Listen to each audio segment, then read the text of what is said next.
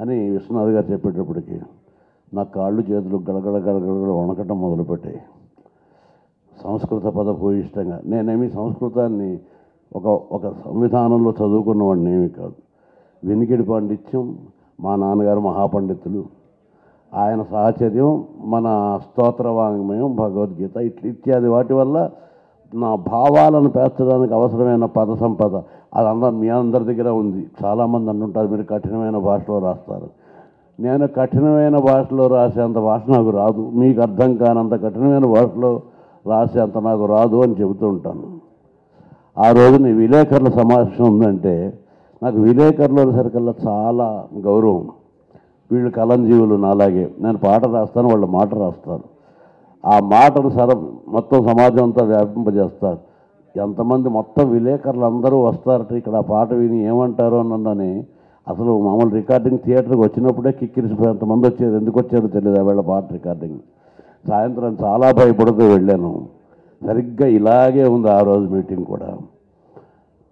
విశ్వనాథ్ గారు 2-3 మాటలు మాట్లాడి ఇప్పుడు సీతారామశాస్త్రి గారు వాళ్ళ రాసిన పాటని చదువుతారు అని మరి నొక్కి చెప్పారు.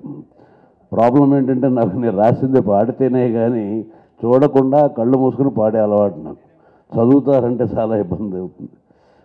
ఆ భయంతో వణుకుతూనే ఆ పేపర్ తీసుకొని చదివి అక్కడి నుంచి వచ్చినటువంటి హర్షధ్వానాల రెస్పాన్స్కి అప్పుడు ఒక రకమైన బతుకు జీవుడా అని ఏంటో కదా భావంతో పాటు ఏదో జన్మ ధన్యమైందనే ఫీలింగ్ కలిగింది. అది నాకు విలేకరు మిత్రులతో మొదటి అనుబంధం.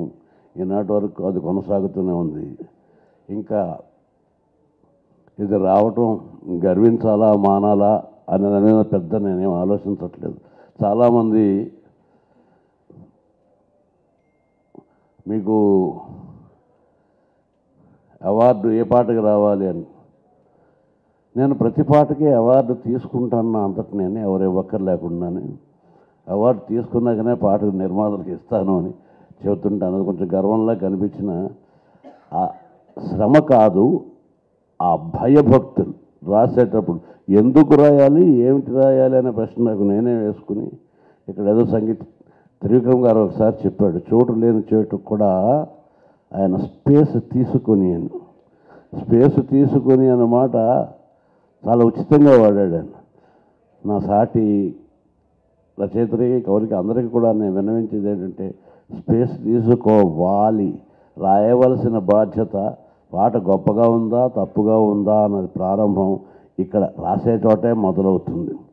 రాయించే నిర్మాత దర్శకులది కాదు. వాళ్ళకి ఏం కావాలో చెబుతారు, అది ఎలా కావాలో తెలిస్తే వాళ్ళే రాసుకుని ఉండేవాళ్ళు. ఎలా కావాలో చెప్పడానికే 24 క్రాఫ్ట్లు వాళ్ళు ఫోటోగ్రఫీ తీయడం వస్తే వాళ్ళే తీసేసుకునేవారు. సో ప్రతి ఒక్కరూ కూడా ఇది ఆ సినిమాకి నేను పనిచేస్తున్న దాంతోపాటు నా కోసం నేను పనిచేస్తున్నాను, దీని ద్వారా నాకు భుక్తే కాదు ఇంకొకటి కూడా వస్తుంది అనేటువంటి ఒక భయం భక్తి కలిగి పనిచేయాలనుకుంటున్నాను.